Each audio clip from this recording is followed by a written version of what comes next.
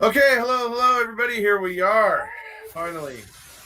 So, how's everybody doing? We're here today talking about the upcoming streaming event for independence in Scotland, based on, well, it was the Arbroath Independence March to begin with, but with COVID-19 coming into play, folks, obviously, we couldn't have huge groups gathering to march through the streets of Arbroath and that sort of thing. So they're taking it to an online event. So Sharon and I are going to do this little video here today to talk a little bit about, number one, why the Declaration of Arbroath is important, how it came to be important, and where it was going, and a lot of the balls that were kind of in play and in the air at that time.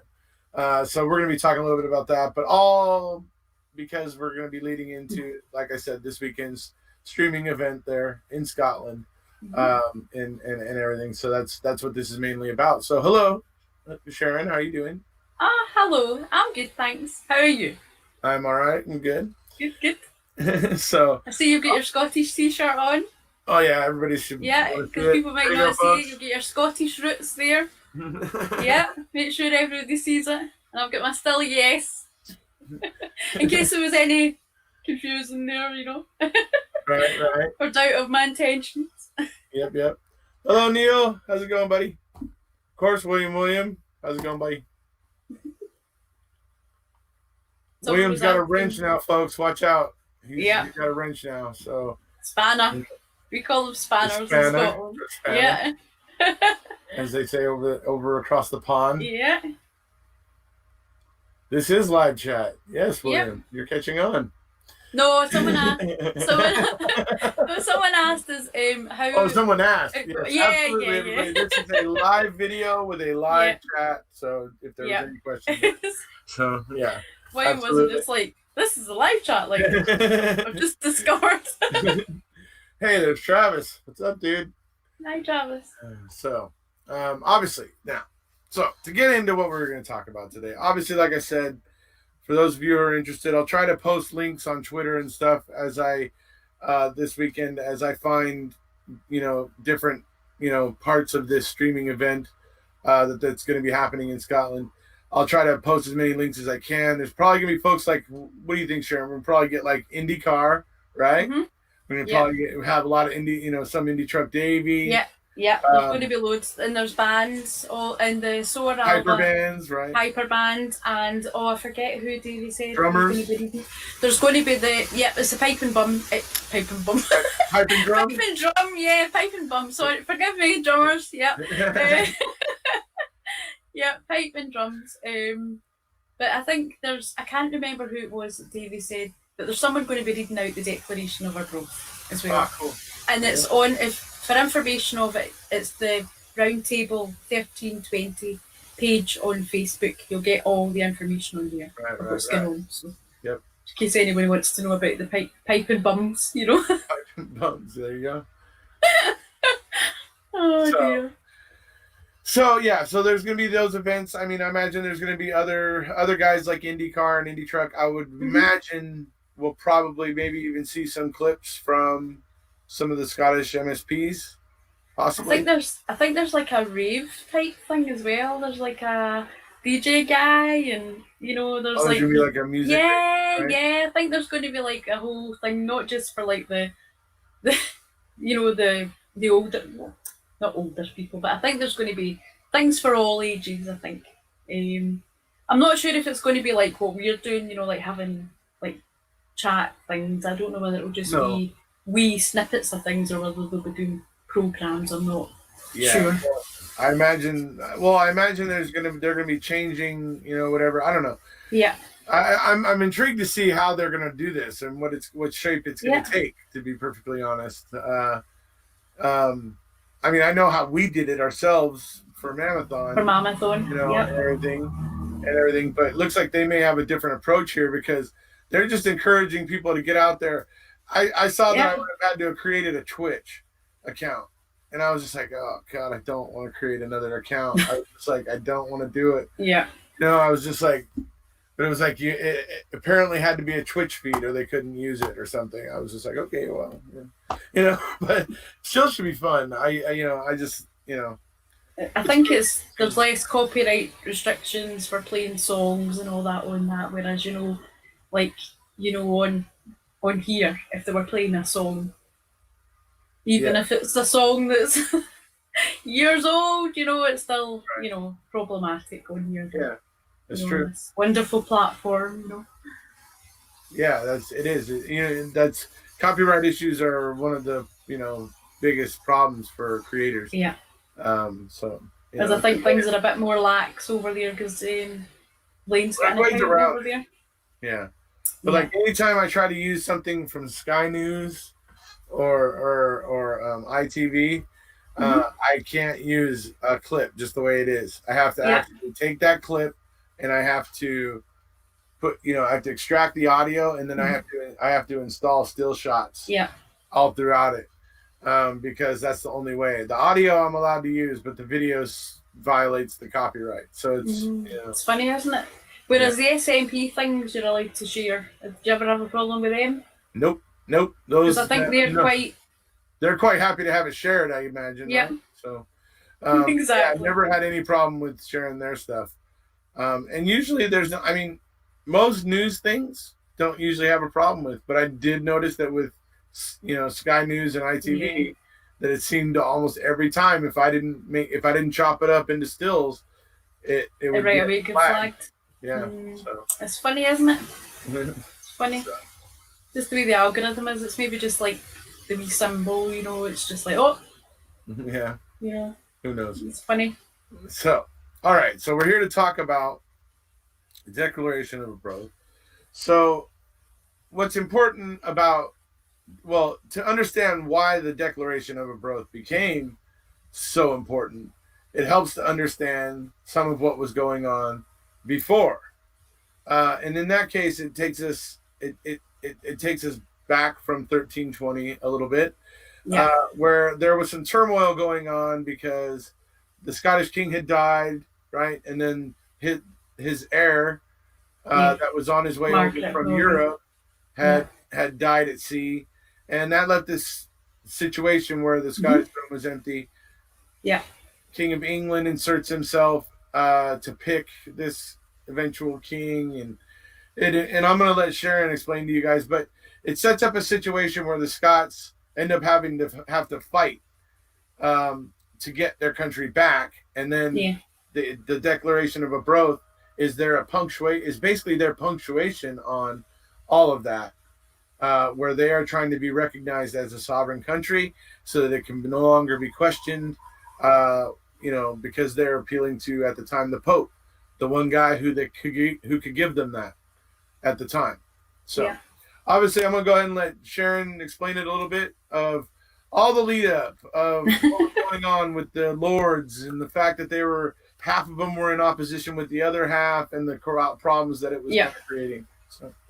Well, basically, I don't want anybody to think that I'm thinking I'm some sort of history expert or anything, and I might be a wee bit inaccurate, but forgive me, But what I know is that, like you said, it was actually Alexander the Third that died, and then it was his heir, Margaret of Norway, that died on the way over. Right. And then there was a lot of sort of back and forth, who they're going to have. There was a few people and they couldn't decide, the nobles couldn't decide who they were going to put on the throne. So they unwisely asked for some guidance, let's say. They opened the door to England to say, Edward the First, please come and help us. We need help. We can't decide for ourselves who we're going to make king. So Edward decided to pick John Balliol, who was maybe the weakest of the bunch and the easiest influenced out of the bunch. So he was made king, and then Edward was keeping in, he was getting his nobles and he was trying to put his mark on Scotland. So he was really keeping in, right? Mm-hmm. Then basically the nobles weren't happy about that, and I think it was after about 4 years he gets sort of exiled out of Scotland, right? And then there was a period of 10 years where we had no king at all, right? Right. And that was when Edward the First was like fighting with Scotland, and there was battles, and there was all the William Wallace stuff was getting involved, and that's another whole story that I'll not go into the big story of that, right? Right. So, Right. so basically there was this period of 10 years where we had no king. The the nobles were basically running Scotland, and Edward the First was basically really quite involved. If you remember, a lot of these families were all married to each other. You know, there would be Right. English relations, and it wasn't like, you know, just someone coming out of nowhere. He was, you know, he was like a relation to previous royals. Right. So basically, he started getting a bit cocky and pushing for a bit too much, and really was just being so brutal and really just trying to make Scotland his. He started to get too greedy about it. Yeah. So a whole lot of things happened. There was backing and forth and battles and everything ensued. But then on the 14th of 1314 was the Battle of Bannockburn, and that was a battle with Robert the Bruce. Uh-huh. So he basically was able to. That was a big battle, and that made him basically get Scotland's freedom back. But he wasn't actually made the king then. He was the king from 1306, because it was. That's right. So he was battling from 1306 to 1314 to try and get Scotland's freedom back. So it was like years and years. This was going on for like a long time. Right. So basically, what happened was the Pope started to get involved, saying he's have to try and make peace, right? Mm-hmm. And by this point, Edward the First had died, and it was actually Edward the Second that Robert the Bruce had battled against for the Bannockburn battle, right? Right. So they were saying, go on, try and make peace. Try and make peace. We want you to get on and all the rest of it. Scotland was like, no having it. This has happened too many times. We're supposed to make peace. The next minute they'd made war. So, and time again, the Pope had actually told England to stand down and stop what it was doing to Scotland, because they knew it was not on, right? So Scotland said they weren't going to try and make a peace with them. So we were being stubborn, right, and standing up for the lot of people that had died, because I mean they were coming in, and it's just the same as the Westminster stuff. They were stealing all our stuff, you know, being the ruin of our country. So basically, the Pope decided to excommunicate the King, Robert the Bruce, and a couple of the nobles, right? Yeah. So this is what prompted the Declaration of Arbroath. This is what prompted the nobles and the barons. Well, it was actually earls, barons, and that got together, did the Declaration of Arbroath, writing to the Pope to say, look, the opposing lords country. No longer opposed, right?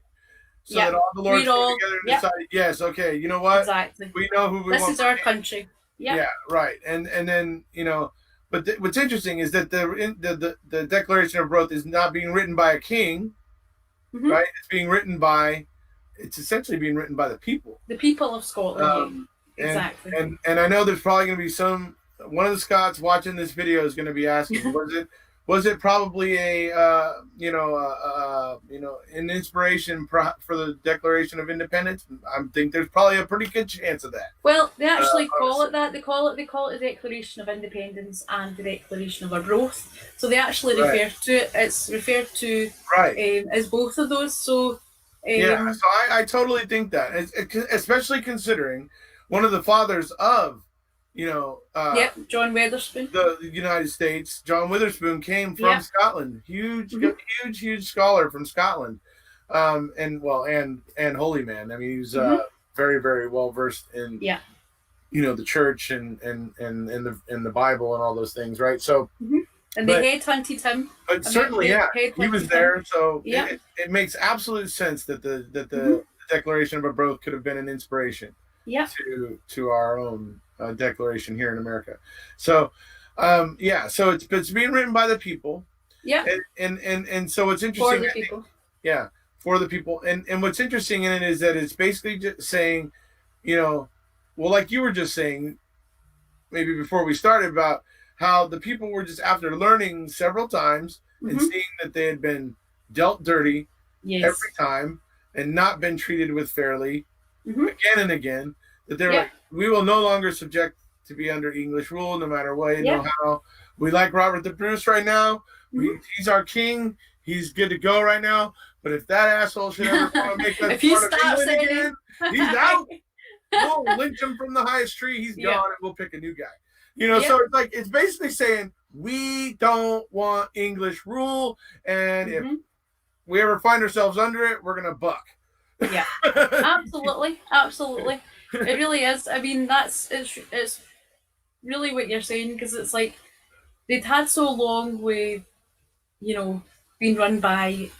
Basically, it must have felt like they were being run by England, and to be a free country like we've always been. I mean, that's the thing. We might be in a union with the rest of the UK, but that's a political union. Yeah. We are still an independent country. We're just not politically independent, So we are still a sovereign country. It must have been difficult back when that arrangement was made, because they probably had to realize, how do we get around the Declaration of Arbroath here, guys? Yeah. Because they want to, if we all want to get into a union together here, but they clearly have something there that, well, perhaps you could have treated them more fairly for the last couple of years, maybe? You have to think, though, the way that it was worded and the way that it, it's such a clever document. It's so, to be thinking of the people 700 years ago, you think, I was saying to my friend earlier on, I was saying 700 years ago, you think people wouldn't be so evolved in some way, and then you think, supposedly for some people 2,000 years ago or so, there was, the Bible stories, and then if you think even 5,000 years ago, Egyptians were building like pyramids, you know what I mean? So 700 years really isn't that long in the grand scheme of, people being, capable of standing up for themselves. So I mean, you think about it, it really does feel very much like the way that the Scots are about independence. It's like, this is our choice. This is, that's why we're just so different politically. We take charge of it, we do. We take charge, and I think it's something that's been, handed down, It's in our genes. It's obviously something that's been there 700 years ago in the people. So, it's obviously something that's just part of our DNA, Definitely. But it took a good number of years. It actually took. The Pope was quite happy with it, right? But it basically took it to be for Edward II to die, okay? And Edward III to be crowned, for England to accept the Declaration of Independence, Arbroath, Declaration of Arbroath. So it wasn't until 1328 that England says, oh, all right, okay, well, we'll accept it if we have to, I'm sure they were delighted to accept it, So, and that obviously put Robert the Bruce back in. How old was Edward III when he came to the throne? That I can't remember either. No, I can't remember. But I'm wondering if he was a kid. Because if he was a kid, maybe he had someone. They might have been like, what? Let's just acquiesce to that, so we don't have any problems with the Scots right now. You know what I mean? So I can imagine. Yeah, I can't remember. I should know. Yeah, but no worries. I wouldn't want to lie.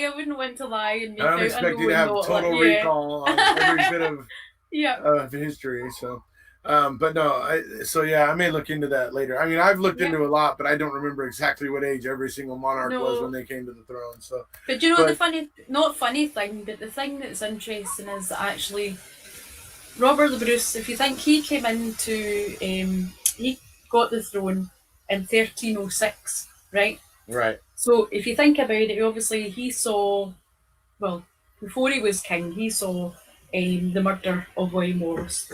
Not actually Right. in his own, seeing it, right? Because that was like the year before, if I remember Right. correctly. So if you think the people that are seeing things and knowing how they work, you learn, don't you? That's where you learn. You learn where the flaws are, where the loopholes, and from history type things. So he knew he had to get the nobles on his side, because if it was only because the nobles basically turned against William Wallace that he was made an outlaw. Right. So he hadn't done anything wrong. There probably was some gold and some things that were part of that, getting those nobles to go against William Wallace. Exactly. And we didn't have a. But then it must not have been a very good taste in their mouth afterward. No matter how much gold they had in their purse, it must have not sat well with them, because they certainly decided not to back Edward after that, and they certainly wrote the Declaration of Arbroath. So yeah, I mean, clearly that must not have sat well with them. They must have regretted.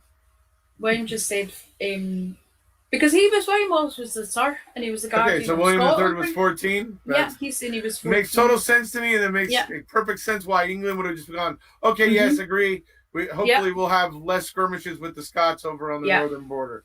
And while he's doing his, so they thought. Yeah. Well, yeah. I would imagine it was their attempt to minimize tension because they had a kid on the throne. So exactly. So I mean, what was I going to say? So I remember now what I was going to say, because there was something I was getting to something. So he was in the throne in 1306, Robert the Bruce. So then you've got the Battle of Bannockburn, and then you've got the Declaration of Arbroath in the 1320, right?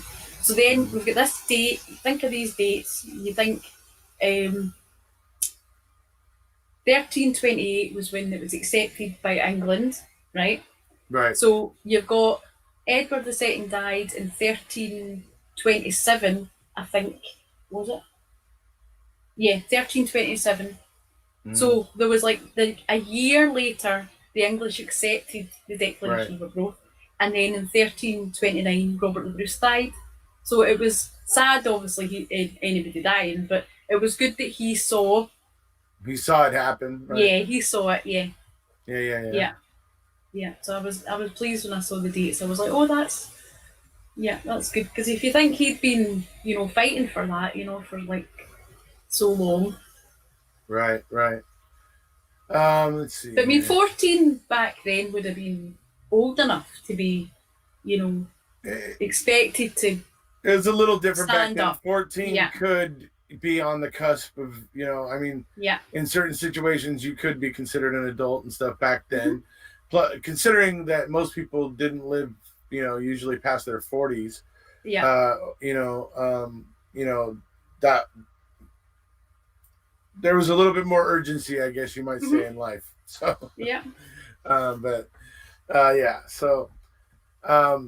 Travis says Ed the Third was a teen as well. So like actually, the document was meant to be on display for the 700-year anniversary. So it's a shame that it's not. Because obviously everything's closed. Yeah, right. Closed. Can't have people gathering around the Declaration of Arbroath during COVID-19 protocol times. So it's one of Scotland's most famous state documents in history. Yeah. So it's pretty amazing that it's lasted that long. Yeah. It'd be interesting to see if England still has their copy. I'm pretty sure the Vatican. I'm pretty sure the Vatican. I'm pretty sure the Vatican probably still has their copy. Well, that's the thing. They've never admitted to actually having a copy. I thought 3 years later. Didn't they respond to it 3 years later? Yeah, no. I mean, sorry, that sounds misleading. I mean, they've never said they've got a copy. As in now, they don't say they've got a copy. But yes, obviously they did have a copy then. They received the copy then. Okay. Well, I know how they are with record keeping, and I know the vaults of the Vatican are deep, and so I'm sure any major document from a country like that about something important like that would have been held on to, I'm sure. So anyway, because apparently there was quite a bit of the Pope was quite favourable to Scotland, because the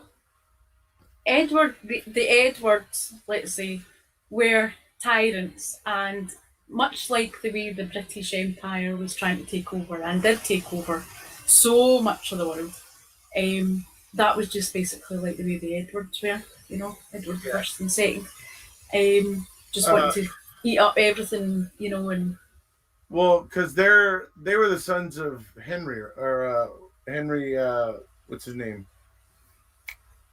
They came over from Normandy, right? Wasn't Edward the First the son of him? Actually, I've got a wee book here. I think it was, and I think that's why they were so brutal, because they were building all these French, fortresses. Henry the Third. Would it be Henry the Third? You mean? Henry the Third. Henry Bolingbroke. There you go, Bolingbroke. And he was a Henry of Normandy, right? Yeah. Because that's where he came from. He was in Normandy, but then he came across and he won. He defeated. Forget, was it? He defeated the current king and became king. So the Edwards were essentially ruling like French kings. And they were building a lot of fortresses, and that's why it became so brutal. Mm-hmm. So that's It's as you were commenting on the brutality of it, that came back. So, because if I remember right, now this is just off, I might be wrong, but if I remember right, the Scots and the French made a pact for fighting against the English. That it was basically like, if the English invade you, we'll come over and help, and vice versa. Right. But then obviously, like any of these things, someone gets married and they end up changing their mind and their alliances, Neil said the one in Edinburgh is the only surviving copy, he says. Yeah, he said that it's the draft. Is it the draft copy? File copy, that's the word they used there. Right. But yeah, I mean, but like I say, and like you say, the Vatican might have one, but they're just not, letting on. They've got so much in there, Well, somebody who's authorized to get into the Vatican vaults has to go and search for it, Yeah. But it would be interesting just to see another copy of it. But it would. So I mean, forgive any inaccuracies that I've come out with. I'm just giving you my recollections, and Yeah, no worries. So obviously there's the main quote in there. See if I can bring it up for everybody here real quick.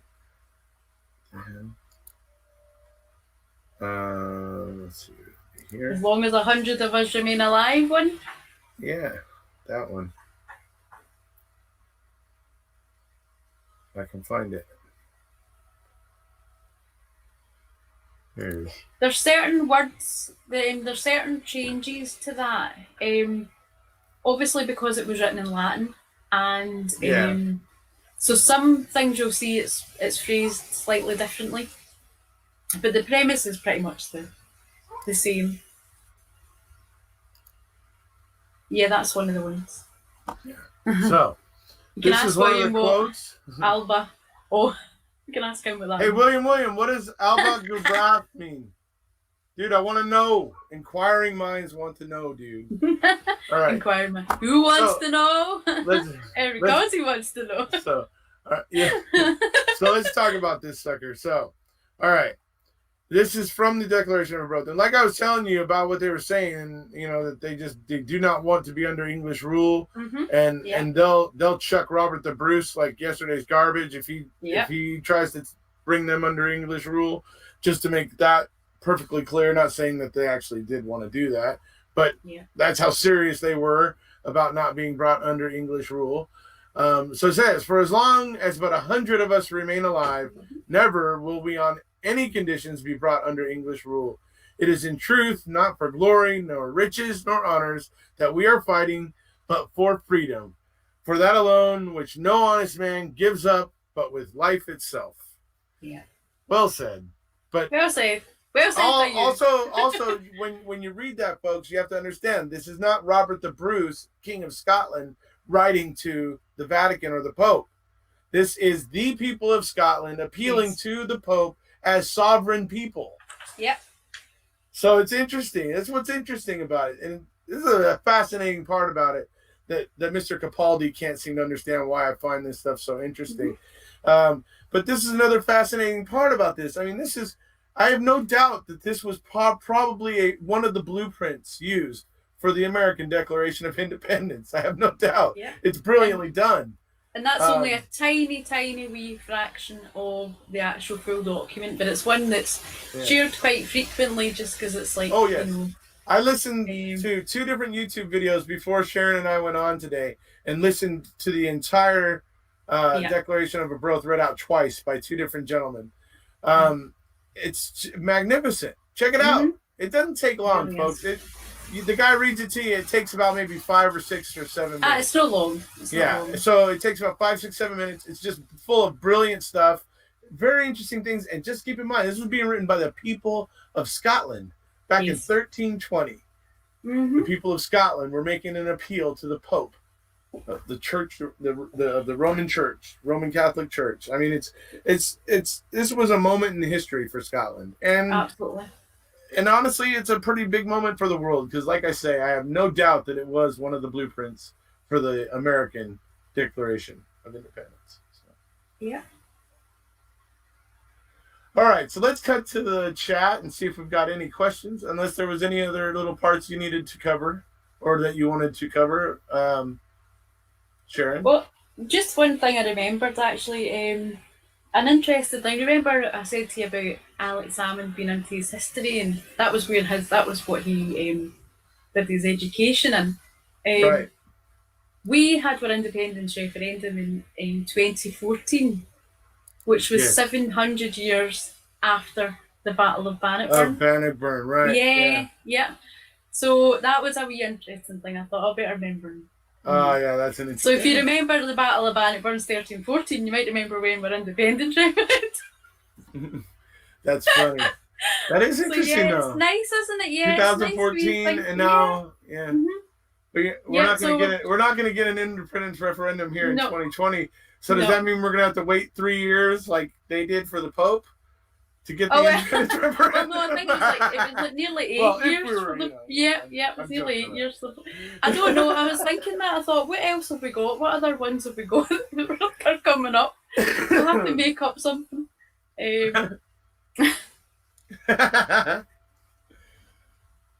See, everybody, easy, okay. See, anybody have any serious questions about the Declaration of Arbroath?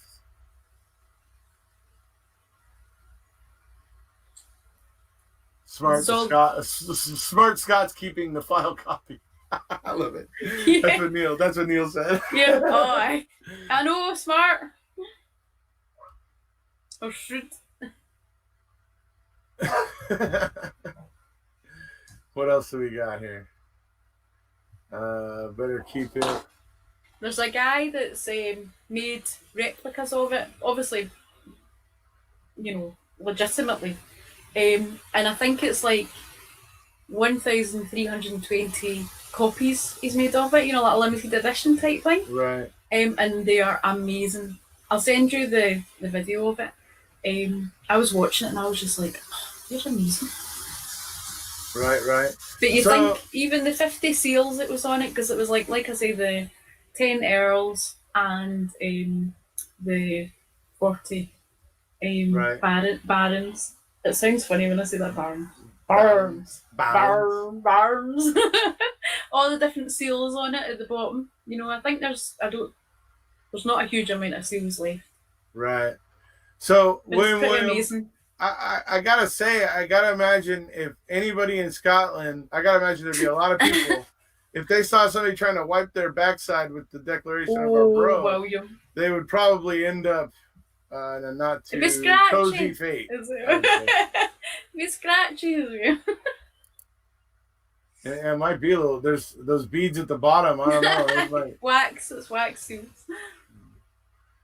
they look like beads because the way they Yeah. put little ribbons. Mhm. Somebody put a lot of work Yeah. into that damn thing. Yeah. I'll tell you that. And just think of it. That was only one of the copies. They'd obviously put a lot of work in. Yeah. You know. See, I thought Ed III had to raise an army to overthrow his mom. You know what? Yeah, that may be true because she may have gotten out of hand while she was regent. That I Yeah. recall that might be. Oh, William's finally going to answer. Arbroath means Scotland forever. Oh, thanks, William. It's said as an allegiance to Scotland. So there you go. And I imagine it's Gaelic. Yeah, it is. Okay, so. And which brings me to another point, folks. When it comes down to the reasons why I favor Scottish independence, here's another big one. I recently saw, about a month ago, actual politicians in Westminster who were actually putting on a campaign to suggest the fact that many Scots, or a great number of Scots, can actually speak Gaelic, the language in Scotland prior to the English coming in and beating English into their heads. The fact that some people can actually speak Gaelic, and they were trying to say that it actually makes the Scots dumber. They were saying, this is what they were trying to say. That's what they said. Around the world, people were like, no, there's no case where learning multiple languages, having knowledge of two different languages ever is a negative.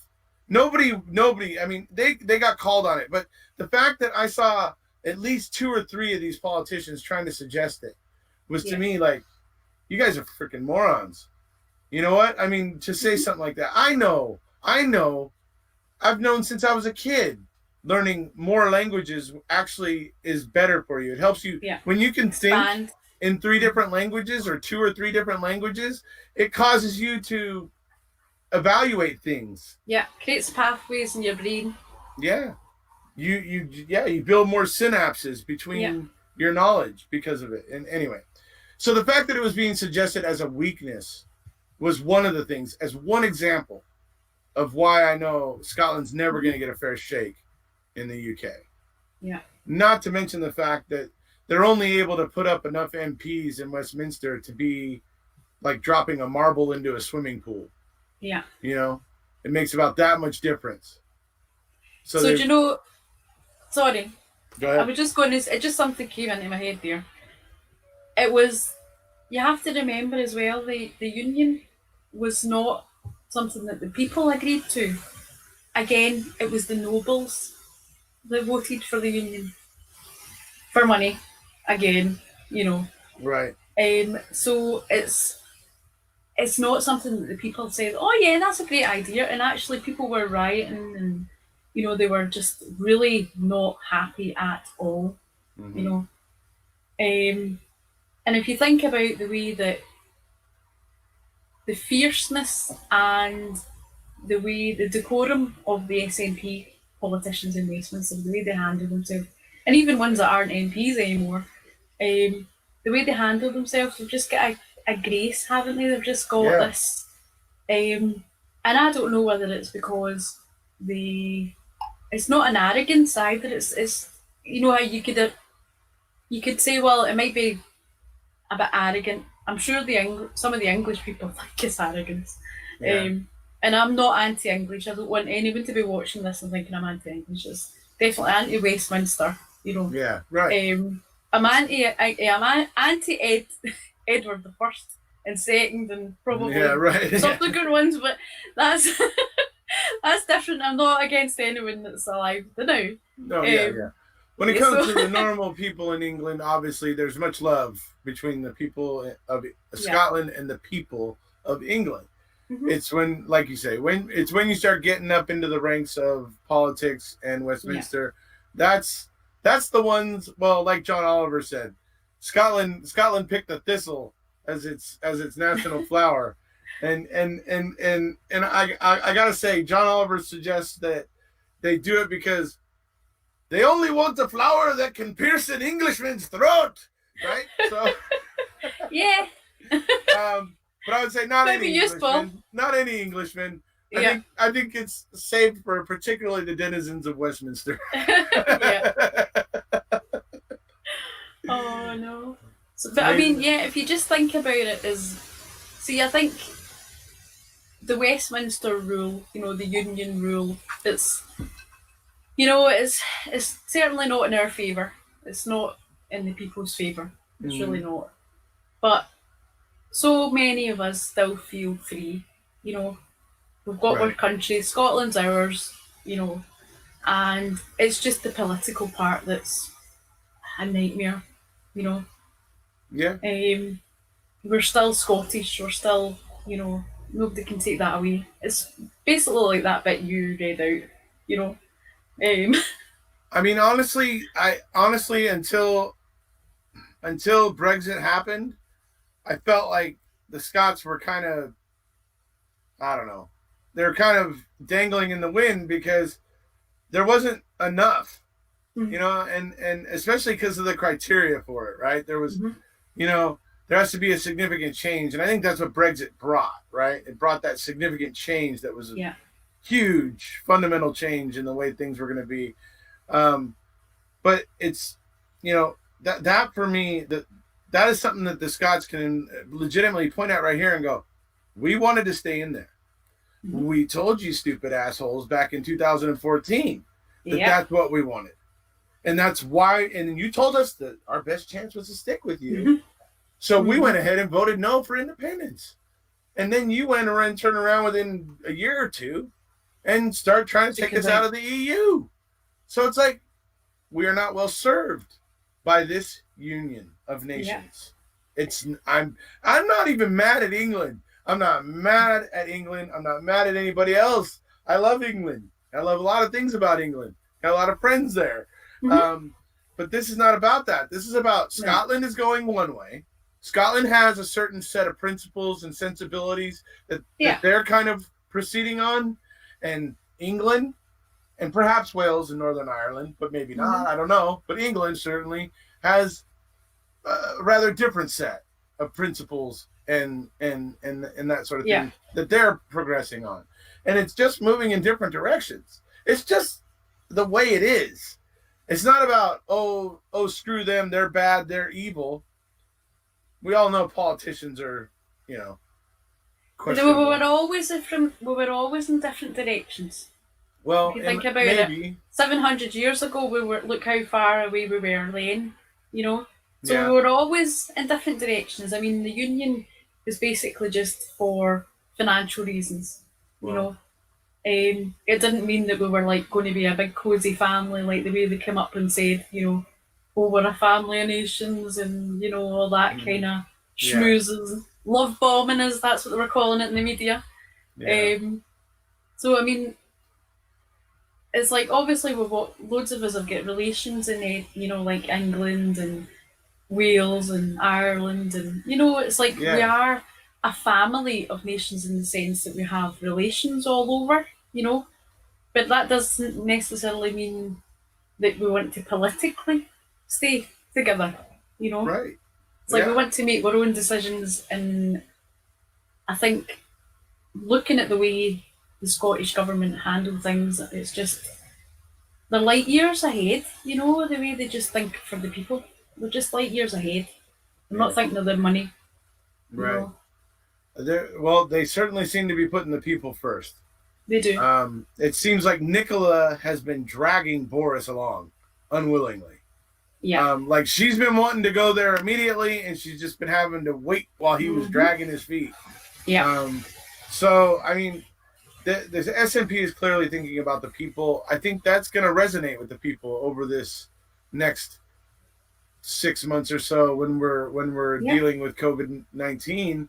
I think people are going to begin to see this, and they're going to start to wonder. They're going to start to see: are my politicians worried about me and my family and the people that I in my community, or are they worried about fattening their own pockets? Because like what I see over here right now in the U.S., we just had senators vote themselves a raise. I mean, like it's just like, excuse me, is it the time for that? You guys, really? I mean, you make more than most Americans. Was this the time for that? Of voting yourself a raise right now? So it's like, this is where people are going to make their decisions about who they want as their leaders after COVID-19 passes. And so Scotland's going to be right there right now. And they're going to be watching what's going on. And, as this thing's heating up, if those incubators don't start rolling in quick, Boris and the Tories are headed for a huge face plant. I mean, think 30. That was all they managed to accrue. 30 ventilators. And that's like this big order that they've been waiting for. Whereas in Scotland, they're repurposing the machines that they're using during operations, and they're able to turn them into safely. The people in the know are saying we can do without certain amount of those for like operations, and they can be used for ventilators for people. So they're thinking outside the box again and saying, like, what can we do? And I think it's something like, I can't remember exactly how many they said they were going to be getting, but it's certainly more than 30. They're waiting on the order of. I think it might be something like 300, but then they've already got a load, in the hospitals as well. So I mean, they really have been working hard. You can see they've been working hard. Yeah.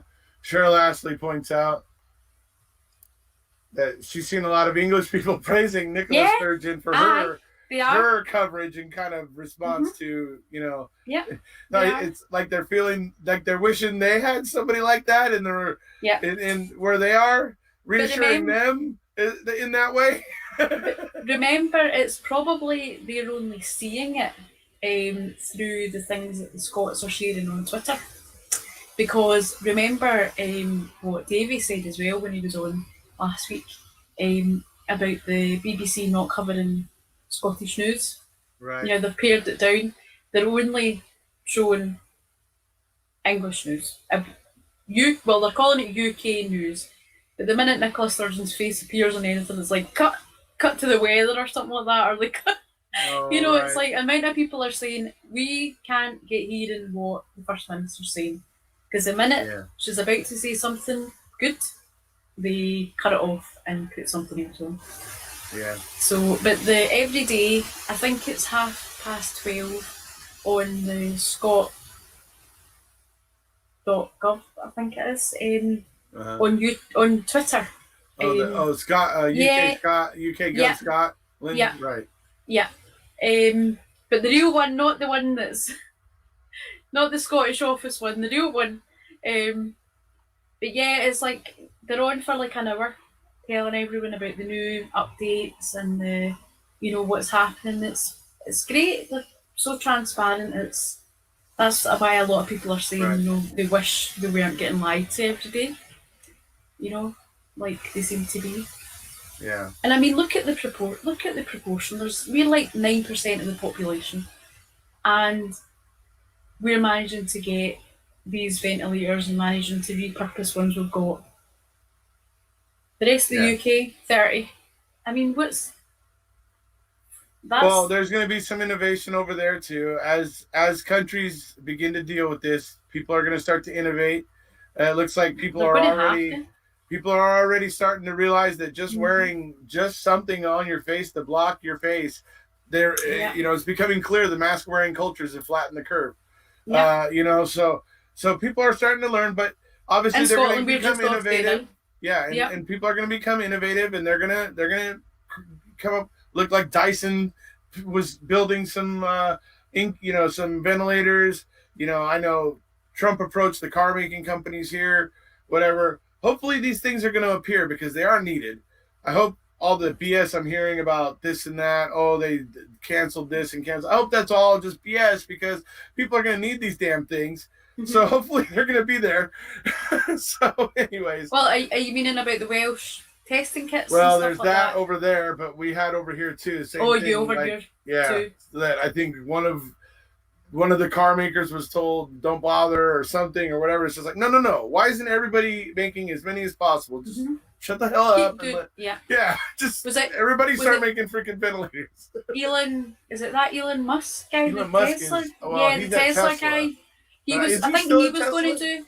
I think he was turning his factory into making the ventilators. I think somebody said that to me. Yeah, I think there are companies that are starting to figure out how to make one factory where they can make these things and stuff. So we'll see that, and that's great. And too bad it wasn't happening like 3 weeks ago, like when California was closing its schools and making its restaurants takeout only and doing all those things 3 weeks ago. It'd have been nice if that's when these things would have been, instead of just like available. A week ago, when it suddenly became important to the leaders of the world. So, anyway, so hopefully we're going to get this thing under our control, somewhat under control at least. Yeah. And so it doesn't overwhelm our medical community. But that is good news that just wearing, it doesn't even have to be an N95 mask. Yeah. It can just be a normal, just a covering, basically. Or if you have like a lot of the Chinese and people kind of tuck the bottom of it into your neck of your shirt, that right there would be effective. To be just like all the, to wear similar masks to these mask wearing cultures like South Korea, Japan, and Taiwan. I believe it was those three. Those three have flattened the curve. Their curve is coming out really flat. Whereas everybody else is still they're coming out like this, whereas everybody else is still doing this. See, in Scotland as well, there was like it comes, I know it's a different thing to the independence referendum stuff, but you had half of the people listening to Boris and half of them listening to Nicola in Scotland, because they were like, we'll not listen to her, she's not our first minister, Boris is our prime minister and we're only listening to him, whereas he was saying, go to the park, go and do this. He was giving all the wrong advice, and Nicola's like, don't go out, don't go near people that are, ill, all that sort of thing. She's just cracked down right away with, and pretty much a lot of the people in Scotland are really adhering to it. People that I thought wouldn't have bothered, are. Yeah. So that's encouraging. That is encouraging, and all the restaurants are doing takeout instead of, obviously sitting in and all that stuff. Not creating places for groups where Corona can just run around and jump off to 3 or 4 different people in a 1 or 2 hour span. I think the thing that's an issue down south is the trains. The fact they cancelled a lot of the trains because they thought, there's not going to be as many people needing them. And then the people were like crushed in the trains, face to face. And you just think, did you not even listen to like Boris saying, Prime Minister, should give him his real title, the Prime Minister, listen to him saying, social distancing and all that sort of thing. It's like, I don't know. It's like when you see the footage and they're still doing it. They're going on the train. It's like they're thinking, I need to get to work is more of a priority than standing next. It doesn't make sense. They're standing right there. Yeah. And then they'll get off the train and they're like, make sure you're 2 meters away from me. Right. Right. After they were packed in like sardines, right? Yeah. It's like, do you think the train's like, oh God, it's crazy. William said Nicholas Sturgeon is Scotland's brother. Yep.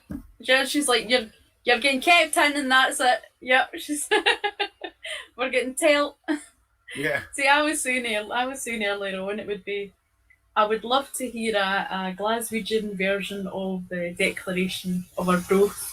I think it would be really funny, Because I know a Scottish version, obviously, a Scottish person saying it will be, you know, I'm looking forward to hearing that. That'll be nice, you know, because those ones that were on YouTube, I don't think they weren't very, you know, Scottishy sounding. You know, they were. Really? No. They were. I I thought think they you were. know. There's. Well, I think it's different dialects. You know, different because you can hear different people from Glasgow to the people from Edinburgh. And, I mean, all over Scotland, it's like you can go to half an hour away and. Mm-hmm. Yeah. All right, folks. What do you think? Does this sound Scottish to you, folks? There might be a different clip to the one I watched. It isn't truth, not for glory. That's Scottish. Not honours that we are fighting, that one's Scottish. but for freedom alone, which no honest man gives up, but with life itself. That's Bravo! Scottish, that one. Bravo! That one's Scottish. All right. That sounds like some sort of wartime, you know, announcement.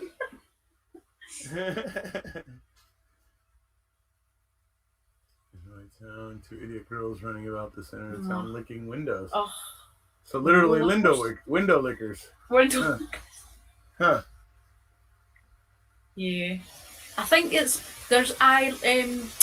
Cheryl, there was like that thing, I think it was like on TikTok or something like that. There was the daft challenges that they say, go and do a challenge, go and the Corona challenge, and it's like people were getting encouraged to go and lick things and all that, you know, and it's like, you know? Yeah. Corona challenge, yeah. Yeah, it was like crazy. So not just Scotland, they were doing it all over. Yeah, Jamie Hart posted something I saw. He said, so since it's proven that soap kills COVID-19, and we know that it can get in through your mouth or whatever, does that mean Tide Pods are going to be coming back or making a comeback or something like that? I was just like, holy crap, man. It's funny. Anyway, but because obviously soap and, you know, so, but yeah. Anyways, Jamie Hart, funny guy. He is funny. Funny. He's been posting a bunch of funny stuff recently over on Facebook. So, anyways, so like I said, if anybody has any other questions or anything else, maybe that while we're here, but obviously keep your eyes out for this weekend. Keep your eye on my Twitter. I'm literally every time I find something, I'm gonna retweet it or I'll tweet it out on Twitter. So if you want to follow that, I'll share as many links as I find with you there. So did you see what William wrote there? He's saying I was correct about the trains. Yeah. How Michael Gove, you know, it's like that's the thing. Nicola's saying one thing, she's saying, you know, keep away from all these things. And then it's not that they're deliberately undermining her, it's just it's different advice, you know. Yeah. And I don't know, it's careless, you know, it's reckless. And that's why one of the things that Nicola said was you can't reanimate the dead. You need to stay in. You know, right. The only way that we can like protect people is to stay in. Right. And keep away from people, you know.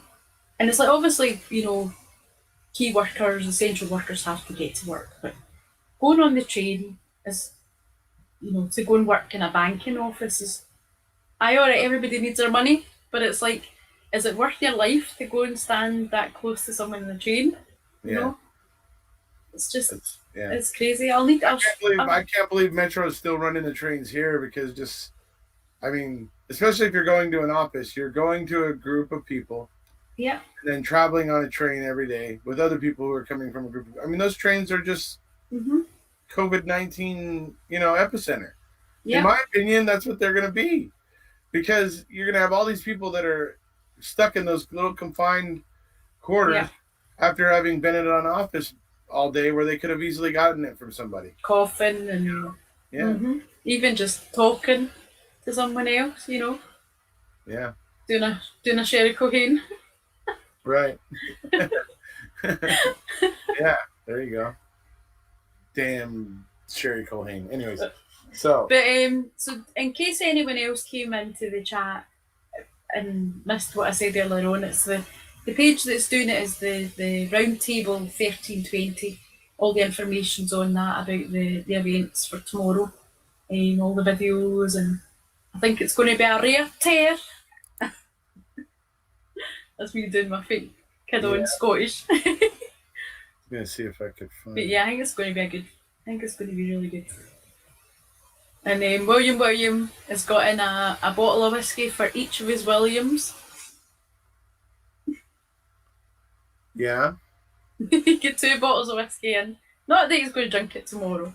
Oh, I see. But you get. Yes, you're yeah. absolutely correct, Thomas. Yeah, Scotland is in lockdown, Westminster's in meltdown. Yeah. And do you know that the people in Scotland have been doing a thing for the NHS? Last night they all came out and clapped at 8 o'clock. All right, sorry. I'm sorry, I was trying to find. Hey, go ahead. Is anybody listening? I'm saying that the people of Scotland, and I don't know if it's a UK-wide thing, but I know definitely in Scotland, 8 o'clock last night, everyone went out and clapped for the NHS and all the essential workers and stuff. So it was like, you just out their windows and stuff like that, or at their door, and big claps, and it was really nice. People were setting off fireworks and all sorts of stuff, just from their door. Oh no, I think it might be a UK-wide thing, because I remember someone had said Boris went out his door and clapped his way out of his isolation, out of his fridge, jumped out the fridge, and was, clapping. Yeah. Which is nice, if the gesture is genuine, that he is doing it, respecting the same people that he didn't want to give pay rises to and considered unskilled workers, just a few weeks ago. But anyway, that's right. All right, folks. This is the Facebook page if you want to go check it out.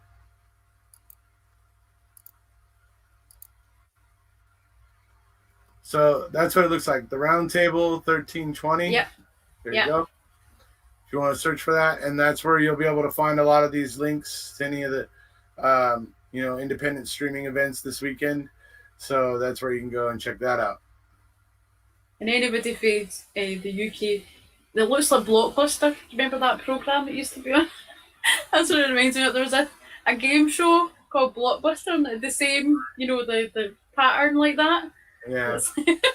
They used to say, "Can I get a P, please, Bob?" They had to ask for letters, and people used to always ask for a P, and it was always funny. That was something we always laughed at, Right.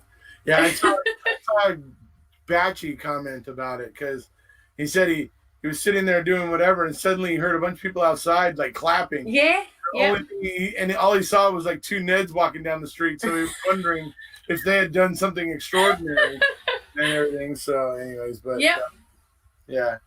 So I heard about that. So. Oh, yeah. In Scotland, they asked pipers to go out too. Yeah. You'd think that would be a bad idea, getting them to blow. Blow their, but it's like, Hey, dude, the thing is you could have, with the bagpipes as loud as they are, you could have those guys stand about a half a mile apart. It's going to still be all right. I think the blow factor, though, would still be good. Because you have to really, Yeah. Yeah. Because my mum played the bagpipes years ago, but she had to give it up because she kept getting nosebleeds. Oh, wow. Because it really is, Right. Creates a lot of pressure. Yeah. Yeah.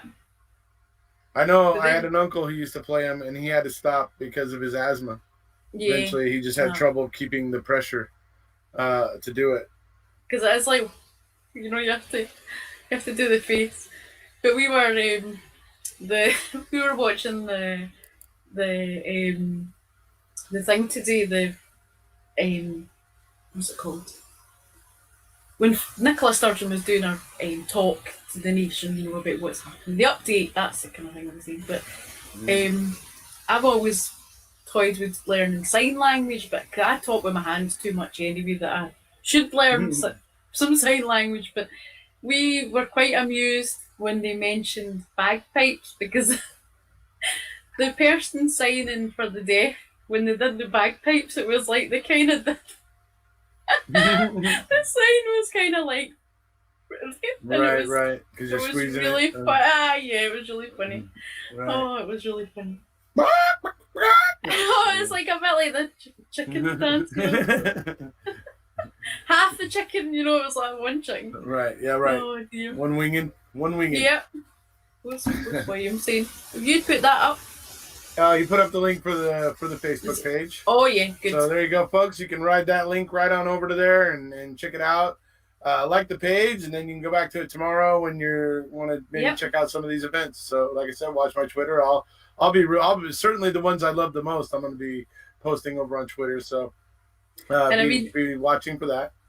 Sharon will probably also be doing very much the same thing. Yeah, she's my secretary on Scottish Independence, so she's trusty Ouija. Yeah. Yep, the trusty Ouija. I'll be like, oh, watch us. And the feisty Ouija too. So, yeah. Oh, what do you think? But all Ouijas are feisty. I mean, it's like saying sunny California. It's redundant. Well, yeah. Anyway. There's different degrees of feistiness, though. There is. It's possibly. Like... well, I could argue there's different degrees of sunny, but Yeah. Anyway. I forgot. I should have had on my I've got my saltire earrings on, but I gotta get me a saltire tie. The next time we do, I've just remembered I bought myself a pair of, remember my earrings? Butter knives. Yeah. I forgot. I can't remember where I put them. I put them somewhere safe. Right. I need to get them out for when we're doing a... Right on. Well, but yeah, so it starts at 20 past 13:20. 13:20 UK time. Yeah. So, folks, go onto your phone if you're here in America and you don't know what time it is over in the UK. Go on your phone, go to your world clock, go and hit the little plus, and start typing in London or Glasgow, Edinburgh. I think actually only Edinburgh comes up actually, but type in that. You can even type in like there's other places that you can type in, like in France, that are still on the same time zone. But anyways, but go in there and type in either London or any city in England or in Scotland, and you'll generally get something. So then you'll know what time it is there. So that's what I do. I have UK, I have Australia in my phone so that I know what time it is in Australia. It's like a wee app. Is it a wee app thing you've got? It comes with the phone. It's part of your clock in your phone. Because I've got a wee app. You can download a wee app as well, and then you can pick your favourite places where you want to know the time of, and it just I've got a wee list, Yeah. So similar to that. This is just and this app just comes with my phone. It's just the clock app for my phone, and I'm able to go in there. The top one there says Cupertino. That's my time zone, Pacific. Yeah. I got New York there. That's Eastern. Under there is Edinburgh. Yep. And then under that, Amsterdam. Then imagine it's in Edinburgh. Then I have Melbourne, Green Bay, Sydney, Kuala Lumpur. Yeah, I'll get that in mind too. And London. For wee Pete. But I was laughing because do you remember when we had Davey last weekend and you were going to ask me questions and I was like, no, you hear from me all the time. I let him answer, So for anyone watching that, you'll see, you get enough out of me when I'm on my own. Right. It's like when Davey was here, it was like, no, I want to hear what he says. I want to know what he said. Right. So that was a big hit having him on. That was really good. Good to have him. I do. I want to have Pete back on again, but I want Pete to get squared away and be, he's in a very place busy. to do it. Yeah. So but as soon as he is, and I'm sure his life will become less hectic at some point, and so we'll hopefully get back with him. So, anyways, all right. So it's been good talking today about the Declaration of Arbroath, Bannockburn. Yeah.